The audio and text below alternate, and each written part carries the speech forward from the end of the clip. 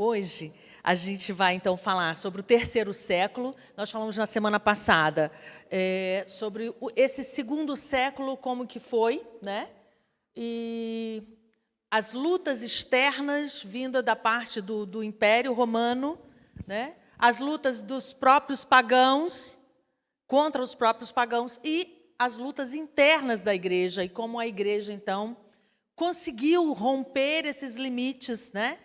E lutar, e nós falamos como que foi. E eu gostaria de sugerir aos irmãos que revissem as aulas. Eu tenho esse hábito, os irmãos sabem disso, de rever, e sempre faz muito bem, porque a gente não consegue memorizar tudo, mas quando a gente ouve novamente, ajuda a fixar. E que vocês também indiquem, né, enviem os links para que outras pessoas também sejam abençoadas a partir da história dos nossos irmãos que viveram, né, há tantos séculos atrás, mas que levaram com sinceridade e seriedade a vida cristã, né, e conservaram o ensino dos apóstolos. Os apóstolos estavam ensinando aquilo que Jesus ensinou. Então, foi muito importante para essa igreja definir quais eram as escrituras sagradas, aquelas que haviam sido inspiradas pelo Espírito Santo, e estabelecer esse cânon. Eu disse para os irmãos, antes mesmo que isso fosse feito lá no século IV, pelos bispos, as próprias igrejas locais tinham suas listas dos escritos que eram inspirados pelo Espírito Santo, conferindo pelas próprias escrituras, pelos ensinos dos apóstolos, né? Então, definiram o cânon, o que aceitamos e o que não aceitamos. Também, eles definiram que as lideranças da igreja, como elas seguiriam essas lideranças, né? Que não estariam, de qualquer maneira, se reunindo sem nenhuma orientação. Elas levavam a sério a questão da igreja local, nos lugares onde ela estava estabelecida. Elas definiram o credo. Eu citei aqui o credo apostólico, né? E irmãos que haviam sido católicos, praticantes, sabiam o credo. E o credo é exatamente dizer o que é que nós cremos. Então, eu creio em Deus Pai. Ele é o Todo-Poderoso, Ele é o Criador. Eu creio em Jesus Cristo, que é o Filho, e que morreu e ressuscitou, está à destra de Deus, e de onde virá para julgar vivos e mortos. Eu creio no Espírito Santo. Expliquei por que dessa frase, creio na Igreja Católica, expliquei o significado dessa palavra, é o mesmo que universal, né? E é exatamente a igreja que nós vivemos, fazemos parte dessa igreja católica, essa igreja universal, e por que não somos romanos, né? E como isso foi importante, definir o que nós cremos. O credo, importantíssimo. Se não tivessem definido isso, as coisas que estavam vindo, as heresias, todos aceitariam, mas como eles definiram, é nisso que nós cremos, e isso não é aquilo. E, por fim, eles começaram a escrever. Esses homens sábios começaram a produzir materiais que ajudaram e muito, e alguns desses materiais estão aí até hoje. E isso ajudou a igreja a se manter firme. Então, a maneira como a igreja reagiu àquelas lutas externas e internas. No terceiro século, então, de 201 a 300, houve também grandes perseguições, porque no final do segundo século, a gente viu lá que, eu até falei para vocês, o imperador filósofo que escreveu meditações, anotou, e depois são editados, e você pode conseguir até áudio na internet, eu falei sobre isso, e falei que é muito interessante as meditações de Marco Aurélio, muita sabedoria humana, mas sua sabedoria humana não o levou a conhecer a Jesus Cristo. Então, há tanta sabedoria nas suas anotações, nas suas meditações, mas ainda assim, por causa daquela lei de Trajano, lá do primeiro século, cristãos ainda eram denunciados, perseguidos e chegavam a morrer. Agora, no terceiro século, não estava mais assim amainada a perseguição dessa maneira. Pelo contrário, já começa o terceiro século com uma grande perseguição, com a política nova promulgada pelo imperador Sétimo Severo. Ele começou a governar, né, em 193, foi até 211, Mas aí a perseguição, já imagina o que é você viver debaixo da possibilidade de alguém denunciar você e ser levado ao tribunal e certamente acabaria em martírio. Isso já era terrível. Mas agora, debaixo desse edito de Sétimo Severo, o próprio Estado perseguia. Qual era a ideia de Sétimo Severo? Voltar à antiga glória de Roma.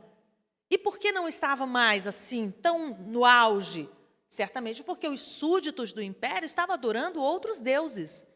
Não, nós precisamos agora do sincretismo, todos adorarem o Sol Invictus. Mas aí nós já sabemos que 2 grupos de pessoas que estavam debaixo do império não se rendiam a isso. Os irmãos também já sabem quais seriam esses 2 grupos. Exatamente, os judeus e os cristãos. Agora, o cristianismo, né, já estava totalmente separado do judaísmo. Mas esses 2 grupos nunca se renderiam a adorar o Sol Invictus e, obviamente, foram tremendamente perseguidos. E houveram muitos mártires nessa época, do iniciozinho, 200 e pouquinho. E as mais famosas, eu quero citar aqui, é Perpétua e Felicidade. Vocês já ouviram em algum momento falando sobre essas 2 mulheres, do início do 3º século, 200 e alguma coisa, no iniciozinho. Essas 2 mulheres, a Perpétua, ela ainda estava amamentando, ela fazia parte da alta classe, e a serva Felicidade estava grávida. E elas eram, não que já fossem batizadas e membros numa igreja local estabelecida, mas elas eram o que nós chamamos de catecúmenos, eram iniciantes, ainda não haviam sido batizadas. E por que, então, elas foram levadas ao martírio? Exatamente pela ousadia de se converter ao cristianismo quando havia uma proibição clara pelo edito do imperador. Então, elas foram levadas, não somente elas, tinha também um outro servo da Perpétua, além da Felicidade, tinha o Revocato. Eram nomes bem estranhos, né? Nomes latinos. E mais 2 homens que não tinham ligação direta com a Perpétua, mas também eram novos convertidos, 2 jovens, Saturnino e Secúndulo. Desculpa, eu tenho que anotar que eu não vou memorizar esses nomes difíceis, né? Então, eu anotei aqui, eu quero ler com os irmãos, porque é bem interessante. O pai da Perpétua levou seu filho lá e tentando convencê-la a voltar atrás. Ela diz assim para o seu pai, olha, assim como toda coisa tem seu nome e é inútil tratar de mudá-lo, eu tenho o nome de cristã e não posso mudá-lo.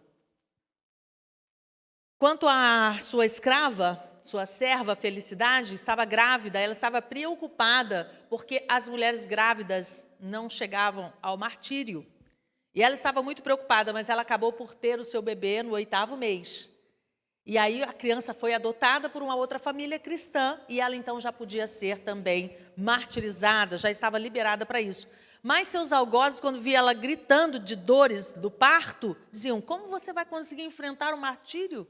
Você não está conseguindo enfrentar as dores do parto? Então ela diz assim, olha, agora meus sofrimentos são só meus, mas quando tiver que enfrentar as bestas, haverá outro que viverá em mim e sofrerá por mim, posto que eu estarei sofrendo por ele. A história diz, então, que eles foram martirizados com animais selvagens, né? E assim a gente vê o quanto era levado a sério a vida cristã, porque bastaria se render e adorar ao Sol Invictus, mas eles não negaram a sua fé. Como não se pode mudar o nome das coisas, né? Também não se pode mudar o nosso nome, somos cristãos, seguidores de Cristo, e não podemos mudar isso. Então, é muito interessante, houveram outros mártires, essas são os mais famosos. E quando chega no meio do século, aí em 2011, isso começa a amainar e outros imperadores sobem ao poder e a coisa vai ficando de novo seguindo aquele edito lá de Trajano. Sob denúncia, são levados aos tribunais os cristãos. Mas quando chega em 249, sobe ao poder um outro imperador chamado Décio. Aí sim a perseguição aumenta de maneira tremenda. Ele quer restaurar a velha glória de Roma. A ideia sempre é essa, restaurar, e os deuses não estão sendo adorados, possivelmente é isso. Mas só que aqui tem uma diferença. Ele não quer novos mártires. Por quê? Eu quero ler aqui. Eu estou usando o livro que eu já falei com os irmãos na semana passada, né? Justo Gonzalez, a coleção dele, que é um material que o pastor Samuel já tem há muito tempo e está sendo muito útil. Foi útil para ele quando deu a História da Igreja no seminário e está sendo muito útil para mim também para preparar essas aulas. Eu tenho outros materiais, depois na próxima aula eu vou ver se me lembro de trazer, que são materiais, inclusive, que são da igreja, da biblioteca da igreja. Os irmãos podem fazer uso quando quiserem também. Então, eu quero ler aqui, olha.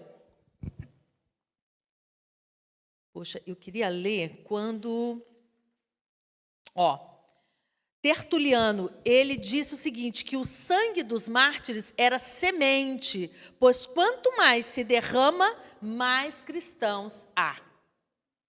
Então, Décio sabia desse dito de 50 anos antes. Ele sabia do que rendeu todo o sangue dos mártires, quanto outros cristãos se renderam a Jesus. Então, ele não queria mártires. Ele não queria que outras pessoas se rendessem a Cristo por ver a forma com que os cristãos encaravam o martírio. Então, ele queria somente perseguir. Tudo que eles precisavam fazer é apenas adorar ou sacrificar, né, aos deuses. Não queremos que vocês morram. Então, debaixo de promessas, né, também ameaças, torturas, era levar os cristãos a negar a fé e a oferecer sacrifícios aos deuses. Mas agora acontece uma coisa interessante, essa perseguição debaixo desse imperador Décio, porque surgem os confessores na igreja, pessoas que se tornaram muito respeitáveis na igreja. E quem eram os confessores? Aquelas pessoas que, mesmo debaixo das ameaças, de torturas e até de promessas, eles não se rendiam. E por algum motivo, né, não queria se martirizar ninguém, então eles voltavam para a igreja, tendo sofrido muitíssimo, alguns olhos vazados, ou diversas torturas, mas não se rendiam. Quando eles voltavam para a igreja, eles eram muitíssimo respeitados, sua fala era muito importante, eles eram os confessores. E, obviamente, que nesse momento também houveram mártires, pessoas que chegaram a morrer, mas também houveram apóstatas. Então, 3 grupos distintos, né? Os mártires, os apóstatas, aqueles que apostataram da fé, negaram diante desse sofrimento, né, da possibilidade de virem a ser mortos, apostataram. E também os confessores. Agora, surgiu um novo problema, diferente daqueles problemas do 1º século e do 2º século. Porque, a partir desse momento, surgiu o problema do que fazer com aqueles irmãos que haviam caído na fé. O que a igreja vai fazer com esses tais? Isso era totalmente novo. Eu queria chamar a atenção dos irmãos para isso, porque coisas que hoje nós lidamos e que para nós entendemos com facilidade, nós só entendemos com facilidade, lidamos com essas coisas com clareza, porque muitas pessoas se debruçaram sobre esses temas, se pensou muito sobre isso, se escreveu muito sobre isso, se debateu muito sobre esses escritos e as posições se consolidaram. Mas não era assim. Quando surgiu um problema, tem que buscar como é que nós vamos resolver. Não tem nada escrito sobre isso que vamos fazer a respeito. E agora com esses irmãos que já haviam sido batizados, inclusive, e caíram na fé, se deixaram levar, né? Então, havia até diferentes coisas. Alguns, eles quando souberam do edito, eles rapidamente sacrificaram.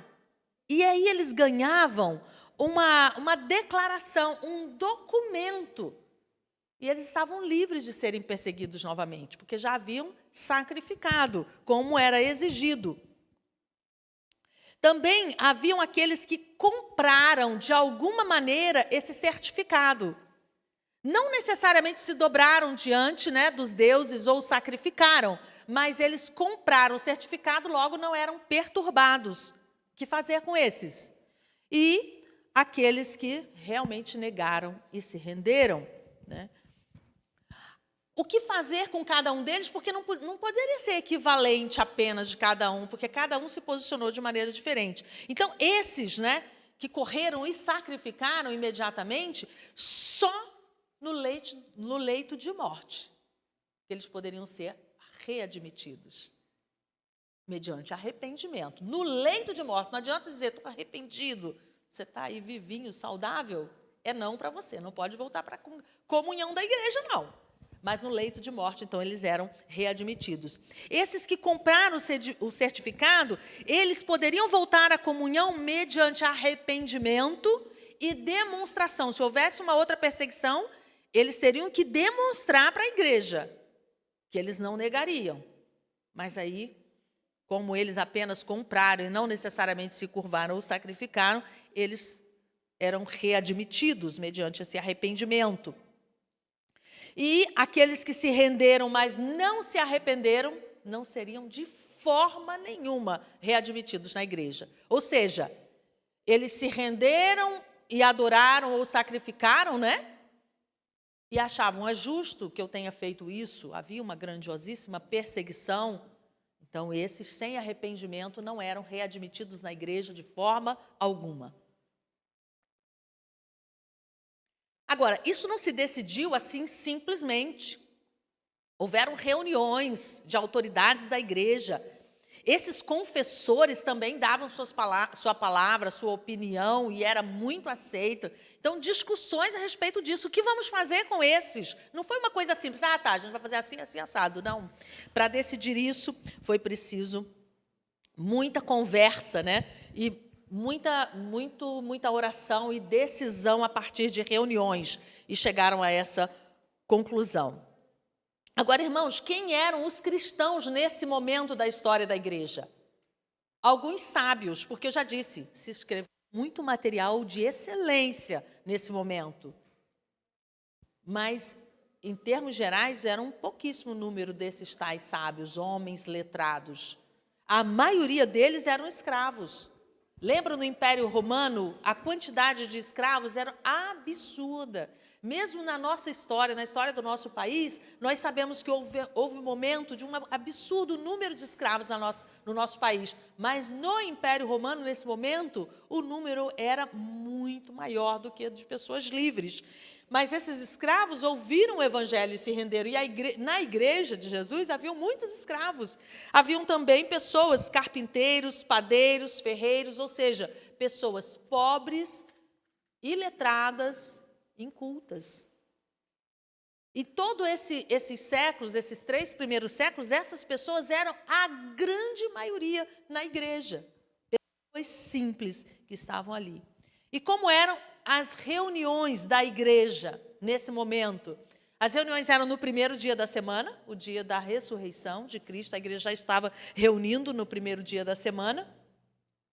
E eles não eram chamados para penitências, o culto não era assim para levá-los a arrependimento e tal. O culto era um momento de alegria, de gozo, de celebração pelo fato de Jesus ter, né, se dado em favor deles e ter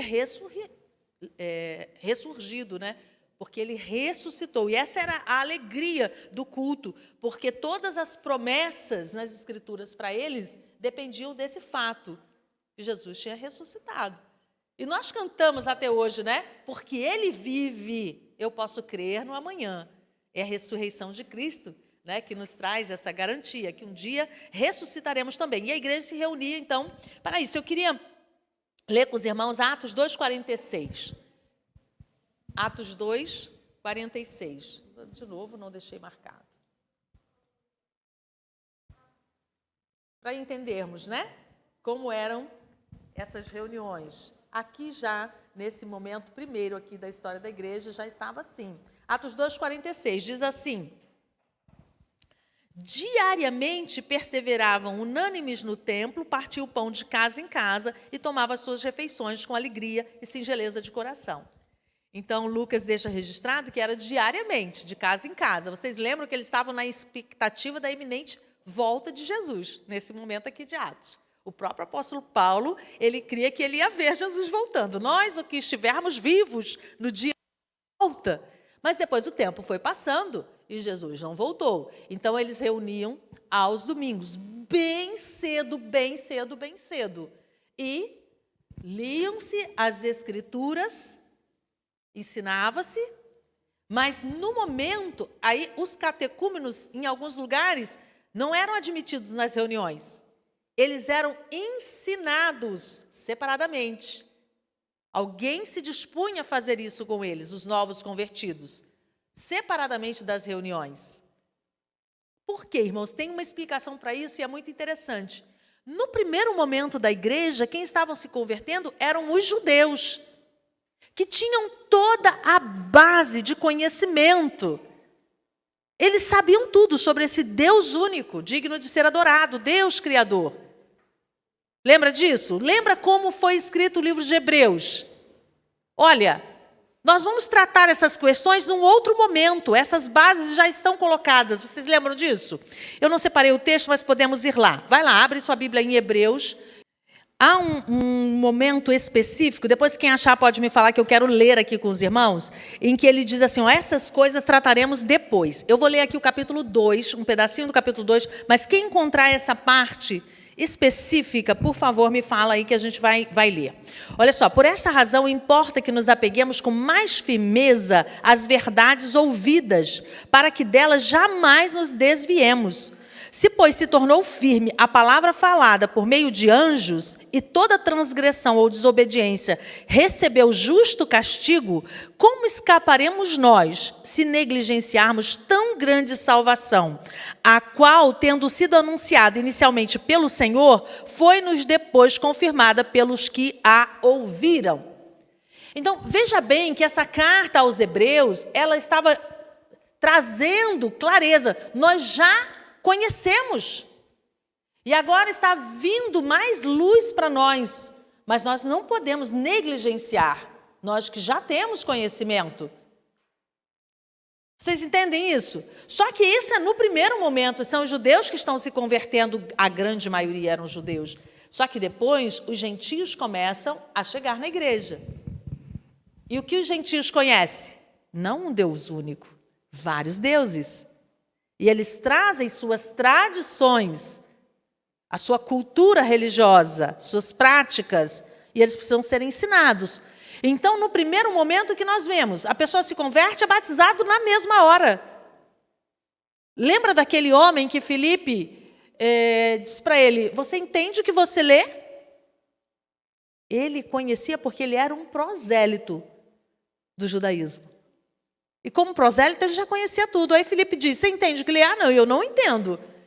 Filipe explica, e ele, então, o que me impede de ser batizado? Não havia nada que o impedisse, ele foi batizado na hora.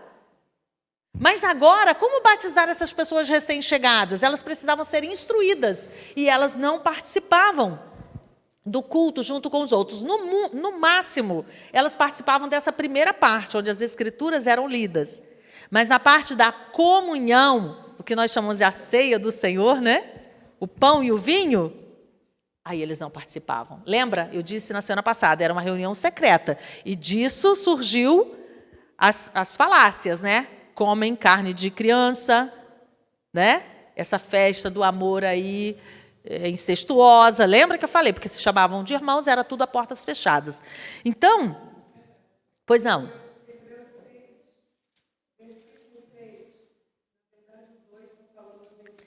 Obrigada, é isso mesmo, esse texto mesmo que eu queria, é isso mesmo, Cibele. Por isso, pondo de 6, vou começar do 1, ó. Por isso, pondo de parte os princípios elementares da doutrina de Cristo, deixemos-nos levar para o que é perfeito, não lançando de novo a base do arrependimento, das obras mortas, da fé em Deus, do ensino de batismos, da imposição de mãos, da ressurreição dos mortos e do juízo eterno. Isso nós faremos se Deus permitir. Agora percebe o que eles já conheciam?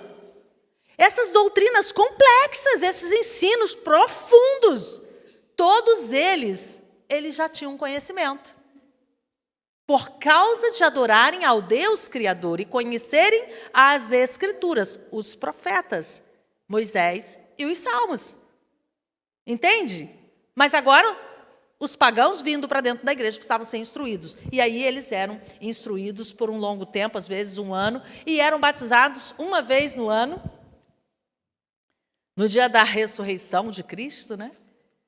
E eram batizados, e era muito lindo, batizava-se homens separados de mulheres, despidos, nus, e quando saíam das águas, então, recebiam uma vestimenta branca para mostrar a nova vida, e aí eles participavam, então, pela primeira vez, né, daquela festa ágape, que era exatamente participar da comunhão, ou seja, essa ceia do Senhor. Aí eles já faziam parte daquele grupo seleto, né, que podia, então, estar ali. Eles, como que eram os templos? Não haviam templos. Eram casas dos irmãos, que a igreja se reunia. Na medida que a comunidade, né, a igreja local ia crescendo, então, às vezes, aquela casa passava a ser somente para as reuniões, já não morava mais ninguém ali. Era dos cristãos, aquele imóvel, né? Mas não templos, como depois veio a ser. E a gente já está indo, na próxima aula, a gente já vai falar sobre a grande mudança da história da igreja, que aconteceu no quarto século. Mas, nesse momento aqui, terceiro século, reuniões em casas particulares. Né? Já falei sobre o batismo. A organização, qual era a hierarquia da igreja nesse momento? Os bispos, presbíteros e diáconos. Né? Agora, uma coisa interessante, irmãos, não haviam cultos evangelísticos como nós fazemos hoje. E por que não? Por que vocês acham que não havia cultos evangelísticos na igreja?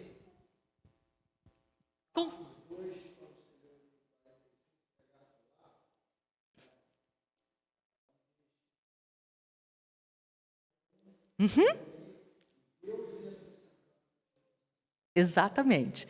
Deus fazia essa obra. Agora, como é que Deus fazia essa obra? Isso. Não era no culto dos irmãos. Não é interessante pensarmos isso? Não havia culto evangelístico e nem aceitação de visitantes nos cultos. Lembra que eu falei que até os catecúmenos, em alguns lugares, não participavam dos cultos. E não completamente em todos os lugares. Por causa exatamente da grande perseguição, lembra? Agora, como é que eu se convertendo as pessoas? O testemunho de vida. E o Senhor ia acrescentando a cada dia os que iam sendo salvos. Nesse momento aqui, a perseguição tremenda. Então, esses homens, escravos, trabalhadores, eles iam ganhando pessoas do seu convívio pela sua vida ilibada, diferente, pelos mártires, a forma como eles enfrentavam a morte. Isso levava, eu citei aqui aqueles soldados, 40 soldados, lembra que eu disse, um dos seus guardas, quando um cristão desertou de Cristo, né, se rendeu, saiu do lago gelado para buscar aquele refúgio das águas aquecidas do lado de fora, um dos soldados que estava guardando aqueles cristãos disseram, eu vou no seu lugar, e morreu congelado. Então, a forma como esses cristãos enfrentavam o martírio também traziam pessoas para o reino. E aí eram catecúmenos, iam ser treinados, ensinados, e dessa maneira, então, sem cultos evangelísticos, mas a vida cristã era o evangelismo.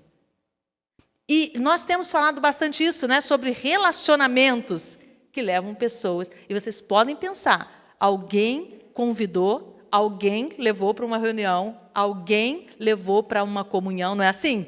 Que hoje também ganhamos pessoas. E mesmo os cultos evangelísticos que as igrejas fazem hoje, as pessoas vêm a partir da ligação com um crente. Elas vêm no culto evangelístico porque algum crente convidou. Passou lá para buscar, marcou a hora, esperou na porta da igreja, não é assim? Então, Deus é tremendo, irmãos, Ele sabe como levar. Agora, um dos símbolos dos cristãos nessa época era um peixe. Até hoje nós usamos, até pouquíssimo tempo, na arte da nossa igreja, tinha lá um peixinho e bebê, eu amava, e amo muito até agora, né? O peixinho, né? E esse peixinho, ictus, tinha essas letrinhas e eram as iniciais, né? Claro que em grego. Jesus Cristo, Filho de Deus, Salvador. Aquelas letrinhas dentro do peixe significavam isso. E era um símbolo, nem todos sabiam, mas os cristãos sabiam. O que significa isso? É cristão ali. Lembra, debaixo de grande perseguição, haviam estratégias. A casa onde eles reuniam, tinha lá o peixinho, de alguma forma, eles se comunicavam com clareza. Então, esse peixe era um dos símbolos que eles usavam. Agora, no final do terceiro século, já estou terminando a aula, houve uma grande perseguição.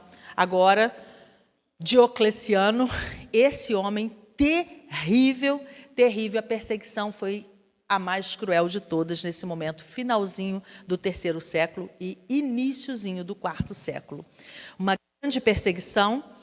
Ele organizou o império de uma forma diferente até então. Ele organizou uma tetrarquia, ou seja, haviam 2 imperadores ao mesmo tempo com o título de Augustos e 2 imperadores debaixo desse Augusto chamado César. E a ideia era que os Césares iam suceder os Augustos, para não ter problema na sucessão dos imperadores. E, se não houvesse problema na sucessão dos imperadores, não haveria possibilidade de guerra civil. E isso enfraquecia demais o Império Romano, porque, a essa altura, os inimigos do entorno do Império estavam ousando chegar pertíssimo das fronteiras, em alguns casos, ter até vitória. Então, eles precisavam se fortalecer, e essa era uma maneira, e esse homem, Diocleciano, criou essa maneira de governar, né? Eu quero, na página 166 desse livro, eu quero apenas ler aqui rapidamente.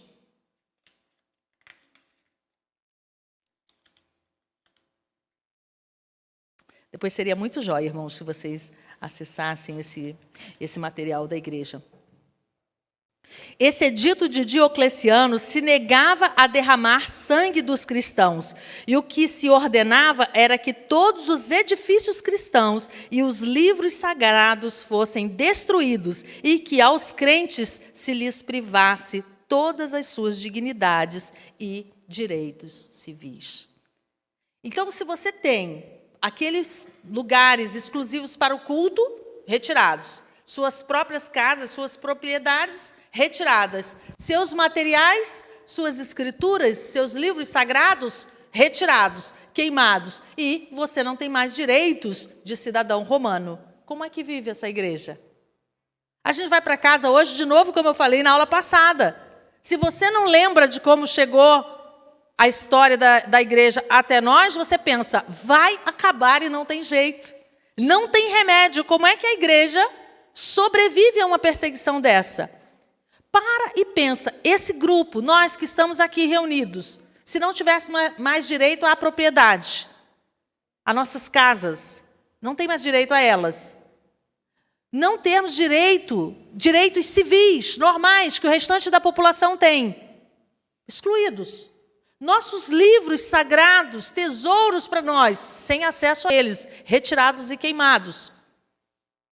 Já pensaram que seria isso? Como viver essa vida? E como essa igreja iria sobreviver, evangelizar, ganhar outros com a sua própria vida, mostrando Cristo.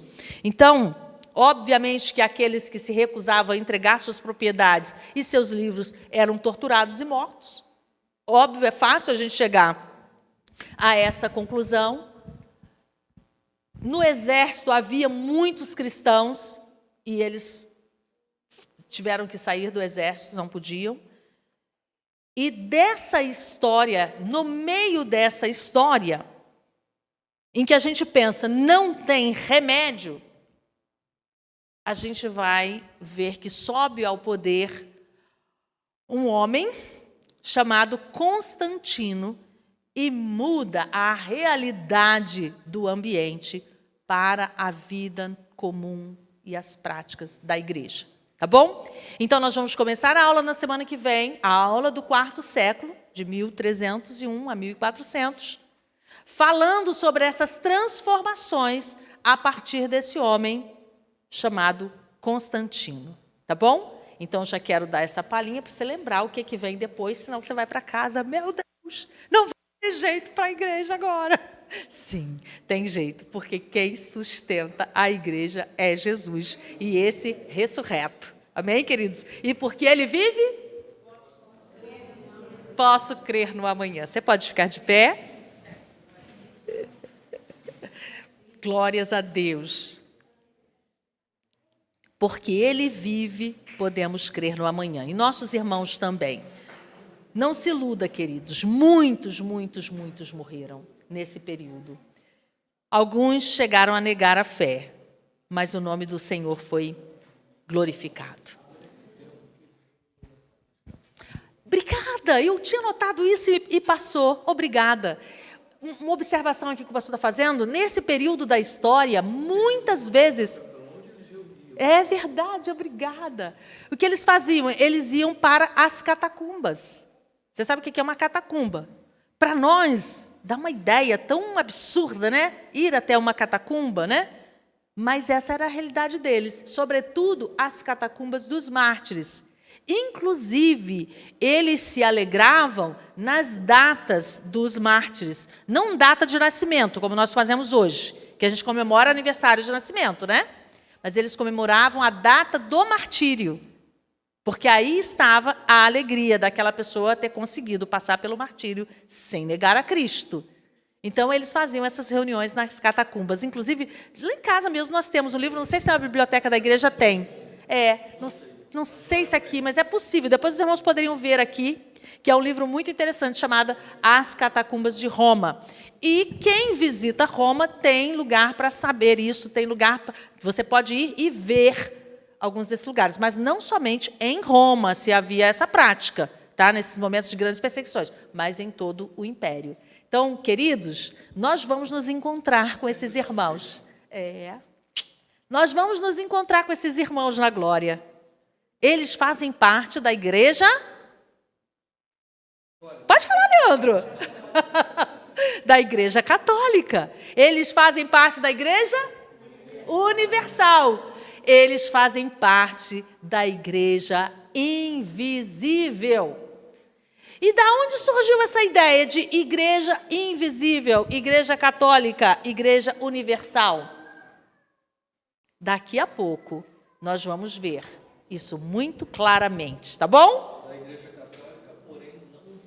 Isso, os alunos da semana passada sabem isso bem, e os que não vieram na semana passada, peguem a aula lá, porque eu disse, pelo amor de Deus, nem ao Papa, nem ao... Como é que é o nome do bispo? Macedo. Nem ao Papa, nem ao Macedo, mas à igreja invisível do Deus Todo-Poderoso, cujo cabeça é Cristo. Aleluia. Você pode segurar a sua Bíblia? Nós temos registrado, irmão, na palavra de Deus, os Atos dos Apóstolos. Mas fora das Escrituras Sagradas está registrada ainda os atos do Espírito Santo na vida da igreja, que permanece firmada em Cristo. Vocês sabem que uma igreja local, hoje, 2023, pode passar por problemas. Você sabe disso, né? Por dificuldades as mais variadas. Mas o mesmo Deus que opera hoje na igreja local, operou em toda a história da igreja. Sempre houveram homens e mulheres rendidos verdadeiramente a Jesus. É importante destacar aí que essa importância da comunhão, essa importância da reunião. Sim. Porque mesmo em meio a perseguições como essa, que eles perderam literalmente Tudo. mas eles não deixaram de congregar. Glórias a Deus. Eles davam um jeito. Esse é um ponto que deve nos falar profundamente, né? Não deixaram de congregar. Profundamente, porque isso os fortalecia, né? Isso os fortalecia. Irmãos, e essa realidade hoje, em lugares em que a igreja está sendo perseguida hoje, eles dão um jeito de reunir também. Exatamente. Então, dão um jeito de reunir. Eu quero sugerir aos irmãos, já que você mencionou Coreia do Norte, sugerir para os irmãos um livro que eu reli agora, uns 3 meses atrás, eu acho, que eu reli, A Fuga do Campo 14. Para você conhecer a realidade de uma pessoa que nasce e se torna adulta, sem sequer ter noção da vinda de um Salvador à Terra. É muito interessante como que há uma opressão, né, diabólica para perseguir, não somente perseguir a igreja, mas perseguir as pessoas a esse nível, para elas não terem nenhum conhecimento a respeito do que Jesus fez por elas, né? E aí, quando elas se rendem, irmãos, a Jesus, ninguém as impede de alguma maneira, nem que seja pelo peixe, né? Não estou dizendo que hoje a igreja usa esse símbolo peixe, mas foi o recurso do passado, né? de alguma maneira, se reconhecerem. Leiam os livros do irmão André, que já atravessou os portais da eternidade há pouco tempo atrás.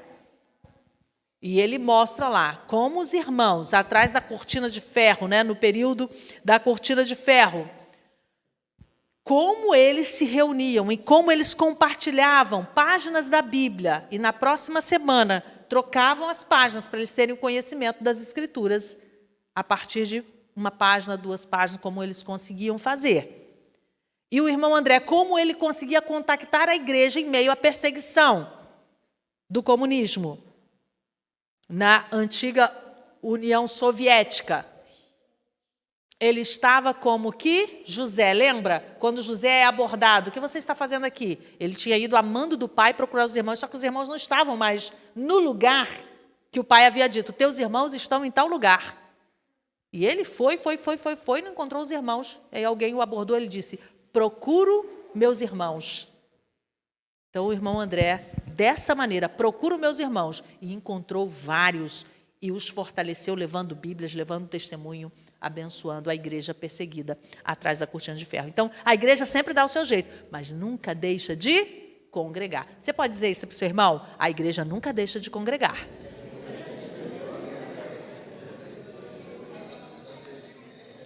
Eu ouvi uma frase dos chamados desigrejados, isso para orarmos, tá? Uma frase dos chamados desigrejados, um representante altíssimo, grandíssimo. E ele disse assim, você quer fugir de lobo? Saia do aprisco. Eu fiquei pensando, quanta limitação no entendimento de uma pessoa, né? Você quer fugir de lobo? Falando que todos os pastores são lobos, né? Que devoram ovelhas. Aí ele disse, então, fuja dos apriscos. Ou seja, saia da igreja, para você não ser, né, tomado pelos lobos. E você ouve assim, você pensa, como que falta entendimento daquilo que Jesus propôs para os seus filhos, que é precisamente estarem reunidos. E reunidos, um fortalece o outro. Vocês acham que o diabo tem interesse nisso? Em não congregarmos? Claro que ele tem interesse em não congregarmos, porque se não congregarmos, um não pode abençoar o outro. Se não tivéssemos congregado hoje, não saberíamos que na vida da nossa irmã que congrega conosco, Jesus é poderoso para livrá-la da necessidade de um remédio para dormir por décadas. Ele é poderoso para fazer isso nos nossos dias. E isso está nos fazendo ir para casa sabendo, não tem nada que Deus não possa fazer na minha vida. Você pode livrar alguém da dependência de um remédio para dormir depois de décadas. Não é assim? Então, é isso que o congregar nos faz. Além de estudarmos juntos a palavra, isso também nos fortalece. O testemunho de um fortalece o outro. Então, o diabo tem interesse em não congregarmos, né? Mas desde a igreja primeira lá, os irmãos encontram o seu jeito de congregar. Vocês hoje encontraram um jeito. Cada um aqui tinha coisa para fazer. E está desesperado para chegar em casa, jantar e dormir, eu sei. Porque amanhã começa cedo a rotina. Mas demos o nosso jeito. E glórias a Deus por isso. Pastor, você podia orar para nos abençoar, para irmos embora para casa? Por favor. Vamos orar. Senhor, nós te agradecemos, porque através da história o Senhor nos mostra a tua mão, o teu poder, e que o Senhor sempre esteve presente, trazendo libertação, trazendo força e dando, Senhor, direções para a tua igreja. E a tua igreja, em meio a perseguições tão severas, ela permanece firme, porque ela está firmada no Senhor, que é inabalável. Nós te louvamos, Deus, porque isso traz para nós edificação e força para avançarmos, mesmo, Senhor, diante de tantas dificuldades que enfrentamos no nosso dia a dia. Isso traz ânimo ao nosso coração. Também, Senhor, agora nós queremos te agradecer pela vida do irmão Alcimar, pelo que o Senhor fez no domingo, e te pedir que o Senhor continue abençoando a vida do teu filho, fortalecendo, dando luz, graça e sabedoria, em nome de Jesus. E a nós, Senhor, leva-nos em paz para os nossos lares, no nome de Jesus. Amém e amém. Deus abençoe a todos em nome de Jesus.